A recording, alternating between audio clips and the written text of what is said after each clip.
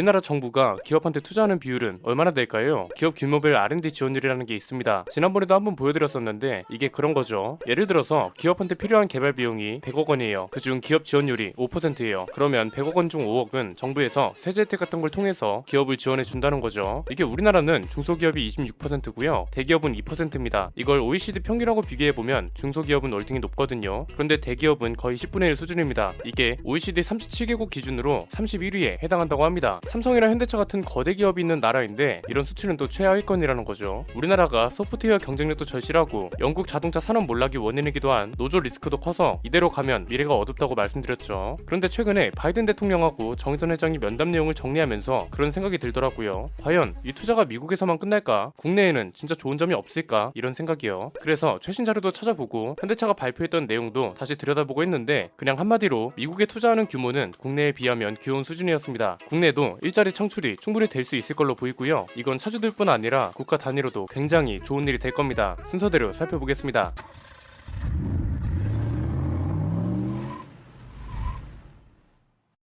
오늘 영상은 국뽕이 아닙니다. 기본적으로 가짜뉴스도 아니고요. 숫자 자료랑 같이 볼 겁니다. 데이터와 성과 그리고 미래 전략까지 종합해서 볼까요? 우리나라 자동차 산업 성장 속도가 굉장히 빠르죠. 이건 자동차 등록 대수만 봐도 나타납니다. 정주영 회장께서 현대차를 이끌던 시절까지만 해도 자동차 등록 대수가 500만 대를 못 넘었습니다. 그런데 정몽구 회장 체제 때 1500만 대를 넘어서더니 정의선 회장 체제 때는 2500만 대를 넘어섰습니다. 사실 영상만 봐도 느껴지죠. 그 시절 현대차랑 지금 나오는 현대차의 차이가 확실하잖아요. 그럼 글로벌 평가는 어떨까요? 인터브랜드에서 매년 글로벌 브랜드 순위랑 가치를 매깁니다. 현대차는 2005년까지만 해도 84위였습니다. 이게 2006년에 75위, 2009년에는 60위권에 진입하더니 2012년에는 53위, 2013년에는 43위, 그리고 작년에는 35위까지 올라왔습니다. 기업 가치는 2005년에 35억 달러였던 게 2013년에는 90억 달러까지 올라왔고 작년에는 무려 152달러. 이건 우리 돈으로 치면 약 18조 원 정도 되는 겁니다. 최근 들어서 성장세가 더 가파른 것 같은데 이유가 뭘까요? 간단합니다. 정의선 회장 체제로 바뀐 이후에 전기차가 본격적으로 전환되기 시작했잖아요. 이게 단순히 전기차를 만든다는 거에서만 끝났으면 이 정도로 성장하지 못했을 겁니다. 산업 전반이 바뀌고 있습니다. 바뀌고 있는 환경을 주도해 가느냐, 따라가느냐, 아니면 따라가지 못하느냐로 나뉘게 되는데요. 현대차는 그래도 주도하는 편에 속합니다. 최근에 현대차가 미국에 13조 원 이상을 투자한다고 했고 이 내용을 구체적으로 정리해드렸습니다. 그러면서 아쉬우면서도 당연한 건 뭐라고 말씀드렸나요? 국내 일자리 관련 내용이 지금까지 나오지 않았다는 거였고 이건 우리나라 자동차 노동 환경을 보면 당연한 결과라고 말씀드렸습니다. 그러면서 영국이나 디트로이트를 따라갈 수도 있다고 했죠. 영국이 노조 리스크에 극심하게 시달리면서 자동차 1위 수출국에서 이제는 OEM 생산 국가에 지나지 않게 된 게 중요한 포인트. 그리고 최악의 경우 도시에 있는 공장은 로봇이 활발하게 돌아가는데 주변은 유령 도시가 될 수 있다는 거였습니다. 그런데 저는 이 내용을 정리하면서도 그런 생각이 들더라고요. 분명 현대차가 일자리 46,000개를 약속했는데 이건 진짜 어디로 가는 걸까? 이런 거였는데 자료를 찾아보니까 미국 투자는 귀여운 수준이었습니다. 국내에는 무려 63조 원을 투자할 거라고 합니다. 현대차 그룹이 2025년까지 발표한 투자 계획은 총 76조 원입니다. 이 중 13조만 미국으로 가는 거고 나머지 63조는 국내에 투자할 거라고 합니다. 투자 계획은 크게 세 가지로 나뉘어져 있습니다. 첫 번째는 전기차랑 친환경 관련 분야인데요. 여기에 16조 2천억 정도를 쓸 거라고 합니다. 구체적으로 보면 순수 전기차, 수소 전기차, 플러그인 하이브리드 기술 개발 같은 데에 투자를 하고요. 화성에 짓는 PBV 전용 공장, 기존 공장 라인 혼율 생산화, 기존 공장 전기차 라인 증설, 수소 관련 원천 기술 개발, 전기차와 수소차 인프라 확충 이런 게 포함되어 있습니다. 신기술하고 신사업 분야에는 거의 9조 가까운 투자를 할 예정입니다. 로보틱스 모델 개발, 도시망공 모빌리티에 필요한 기체 개발, 자율주행 기술 개발과 확보, PBV와 로보트럭을 이용한 서비스 개발 이런 게 포함되어 있습니다. 세 번째는 기존 사업 개선 분야인데 여기에는 무려 38조 원을 투입할 예정입니다. 내연기관 제품 라인업 최적화, 부품 품질 향상, 장비와 설비 늘리기, 생산 라인 효율화 이런 게 포함됩니다. 이건 쉽게 말해서 공장에 로봇을 대거 도입하고 공장 라인도 늘리고 이를 통해 효율성도 늘린다는 소리입니다. 현대차가 발표한 내용에 앞으로 우리나라에 필요한 모든 게 다 들어있습니다. 전기차랑 친환경차 관련 분야에서 핵심은 수소 관련 원천 기술하고 전기차랑 수소차 인프라 확충으로 볼 수 있을 것 같습니다. 나머지는 이미 진행 중인 것들이고 소비자들이 알고 있는 내용이잖아요. 이 두 가지가 중요한 이유는 간단합니다. 수소 관련 원천 기술은 뭔가요? 수소 생산부터 시작해서 운반, 저장, 그리고 충전까지 이르는 모든 생애 주기를 말하는 거죠. 지금 현대차는 이미 수소차 분야에서 선두주자입니다. 점유율도 가장 높고 충전소 사업도 이미 병행하고 있습니다. 결국 이건 무슨 말인가요? 다른 나라들도 이제 막 수소 관련 개발을 하기 시작했거든요. 미국이나 유럽은 수소 충전소 보급량이나 수소 생산 계획을 구체적으로 발표하기도 했습니다. 지금 상황에서는 이미 수소 승용차를 상용화하고 있는 회사가 유리하고 그 와중에 수소 원천 기술까지 확보하면 이건 기업 경쟁력을 넘어서 국가 경쟁력이 되는 거잖아요. 현대차가 차만 만드는 거에서 끝나는 게 아니라 이런 경쟁력도 확보하고 있다는 게 중요한 겁니다. 배터리 전기차도 마찬가지입니다. 충전 기술을 의외로 무시하는 분들이 있는데 이건 절대로 무시할 수 없는 분야입니다. 배터리 전기차가 해결해야 할 가장 큰 문제 중 하나잖아요. 뉴욕타임스에서 비교한 내용이 있습니다. 전기차 초고속 충전 기술을 평가한 내용인데요. 이렇게 말했습니다. 아이오닉5와 EV6는 800V로 충전이 가능하다. 그래서 배터리 잔량 10%에서 80%까지 18분 만에 충전이 가능하다. 테슬라의 고속 충전 기술인 400V보다 높아서 충전 소요 시간이 테슬라 모델 3의 절반이 채 되지 않는다. 800V 고전압 충전이 가능한 양산차를 내놓은 회사는 포르쉐와 현대기아차뿐이다. 배터리 충전 속도가 중요한 이유가 내연기관차처럼 불편함이 없어야 하기 때문이죠. 이게 해결돼야 대량 보급으로 이어질 수 있는 겁니다. 실제로 충전 속도 기술력 현황을 보면 이미 양산차에 탑재하고 있는 브랜드는 포르쉐랑 현대차 그룹뿐입니다. GM은 아직 탑재가 아니라 탑재 예정 단계고 폴스타도 2024년이나 되어야 폴스타 5에 탑재될 예정이라고 합니다. 나머지 브랜드는 아직입니다. 중국은 초고속 충전 기술이 아니라 아예 교체식 배터리 쪽에 집중하고 있고요. 이건 결국 충전소 같은 인프라도 현대차가 장악할 가능성이 열려 있다는 거죠. 전기차 타보신 분들은 아실 겁니다. 충전하다 보면 중소업체 충전기보다 돈을 좀 더 주더라도 현대차나 테슬라 같은 브랜드 충전기가 훨씬 낫다는 걸요. 중소업체 충전기는 기본적으로 보조금을 받을 목적으로 만들어진 저품질 충전기가 많습니다. 그래서 고장률이 상당한 거고 관리도 제대로 안 되고 있습니다. 그런데 EPT에서 충전해본 분들은 아실 겁니다. 스마트폰으로 충전 현황을 알려주는 거 하며 충전소 환경도 굉장히 쾌적합니다. 지금은 현대차가 EPT를 충전소 단위로 운영하고 있지만 이게 분명 시간이 지나면 충전기 단위로도 사업이 이어질 겁니다. 우리가 건물에서 현대 엘리베이터를 보는 것처럼 건물 주차장에서는 현대 충전기를 볼 수 있게 될 가능성이 매우 높다는 거죠. 사실 이런 건 모두 과정이고 국내 투자가 만들어내는 결과도 상당히 중요합니다. 이건 잠깐 작년 말에 나온 소식을 봐야 합니다. 현대차 그룹이 일자리 46,000개를 약속했습니다. 이 중 3만 명은 현대차가 직접 채용하겠다는 계획도 밝혔습니다. 여기서 중요한 건 어느 분야의 일자리냐는 거죠. 공장 같은 생산직이 아니라요. 미래항공 모빌리티, 수소에너지, 자율주행 같은 신사업 분야고 이 말은 사무연구직 일자리가 46,000개 창출될 거란 소리죠. 이건 삼성이나 LG 같은 다른 대기업들하고 비교했을 때 가장 많은 일자리를 약속한 겁니다. 이걸 최근 소식이랑 연결시켜보면 결국 현대차의 본질은 국내고 한국을 미래 자동차 산업의 허브로 육성시킨다는 소리이기도 합니다. 그래서 현대차랑 기아 같은 자동차 브랜드뿐만 아니라 모비스에도 투자를 확대한다는 소리가 나오는 거고요. 국내에 화성 공장을 새로 짓겠다고 했죠. 여기서만 그치는 게 아니라 기존 공장도 완전 재정비하면서 로봇 같은 최신 설비를 도입하고 전동화 제품을 개발하는 연구시설도 구축하겠다고 밝혔습니다. 이 연구시설 구축이랑 2025년에 출시될 차세대 전기차 플랫폼, TBV 전용 플랫폼, 충전 속도 해결, 인프라 구축 이런 것들도 모두 연결된다는 거죠. 구체적으로 보면 2025년까지 국내에 초고속 충전기만 5,000개를 구축할 예정이라고 하고요. 친환경 사업에서 가장 우려하는 게 뭔가요? 폐배터리를 어떻게 처리하느냐잖아요. 수명이 다한 배터리를 에너지 저장 장치로 활용하는 신사업도 추진 중이라고 합니다. 이게 한창 전기차가 떠오를 때 나오던 이야기인데요. 전기차에서 쓰던 배터리를 건물 같은 데에 활용하는 겁니다. 이걸 현대차가 현실로 만들 계획이라는 거고 이 투자 계획은 현대차가 발표한 미래차 산업 계획하고도 맞물립니다. 소프트웨어 부문도 소홀히 하지 않는다는 게 포인트인데요. OTA 시스템부터 시작해서 통합 제어기, 서버 음성 인식, 위치 기반 개인화 서비스 강화, 자율주행 자동차 제어기, 라이다, 카메라 센서, 자율주행 비상 상황 대비, 이중 안전 기술 같은 걸 모두 갖춘 레벨 4 자율주행 기술 개발에도 속도를 높인다고 합니다. 그래서 현대차가 지금 강조하는 건 레벨 3 자율주행이 아니라 이걸 뛰어넘은 레벨 4 자율주행이라는 거죠. 최근에 이런 영상을 공개하기도 했는데 이게 현대차의 레벨 4 자율주행 기술 현황을 보여주는 영상입니다. 이런 걸 보면 결국 현대차의 상황은 어떤가요? 이미 자동차 기반은 탄탄하게 다졌어요. 그런데 전기차 기술력도 충분해요. 이미 상용화된 차도 많아요. 현대차 입장에선 너무 간단한 겁니다. 지금 없는 거 있죠. 대형 SUV 전기차, 대형 프리미엄 세단 전기차 이런 차에 그냥 차세대 기술을 적용해버리면 현대차는 선두자 위치에 설 수밖에 없는 거죠. 그리고 이 연구 개발과 생산의 기반은 한국이 된다는 거고요. 말 그대로 자동차 산업의 허브이자 현대차의 본진을 한국으로 두고 그 역할을 계속해서 강화시킬 거라는 겁니다. 이렇게 되면 일자리 창출도 문제 없죠. 연구개발센터가 들어서면 연구원이 굉장히 많이 필요하고요. 직접적인 일자리 창출뿐만 아니라 간접적인 일자리 창출도 충분히 가능합니다. 공장이 새로 들어서고 공장 라인이 늘어난다는 건 생산량이 늘어난다는 거고 로봇이 중심이라 해도 하청 공장은 그만큼 더 많이 돌아가야 한다는 겁니다. 전기차 인프라가 늘어나면 관리 인력도 늘어나야 하고요. 원청을 중심으로 하청 일자리도 창출 효과를 볼 수 있다는 거죠. 이거랑 비슷한 내용으로 미국에도 투자하겠다고 하니까 바이든 대통령도 일자리 창출하고 산업 부흥에 도움을 줘서 고맙다고 했잖아요. 더 길게 보면 리스크라 불리는 한국 자동차 노조의 영향력도 그만큼 없어진다는 거고 이 상황에서 현대차가 한국을 자동차 산업의 허브로 둔다. 수입차 브랜드의 국내 투자도 자동적으로 따라올 겁니다. 지금 전기차 분야는 명확하게 나뉘고 있습니다. 준비를 이제 막 시작한 브랜드가 있고 이미 준비를 마치고 발전시키고 있는 브랜드가 있죠. 테슬라랑 현대차는 후자라고 볼 수 있고요. 자신들의 사업을 국가 산업 산업하고도 밀접하게 연결시키고 있기 때문에 이건 우리 기업으로서 자랑스러워해도 된다고 봅니다. 물론 모든 게 완벽하지 않을 수는 있습니다. 국내 소비자들 마음 한편에는 항상 그런 게 자리하고 있잖아요. 기존에 쌓아둔 안 좋은 인식들이 있는데 이걸 훌훌 털고 갈 것이냐, 아니면 새로운 변화와 발전을 통해서 기존에 있던 인식들을 상쇄시킬 것이냐도 주목할 만한 것 같습니다. 이것도 어떻게 보면 미래를 위한 과제라고 할 수 있겠네요. 오늘 내용은 여기까지입니다. 저는 김승현 안PD의 스포일러 안PD였습니다. 감사합니다.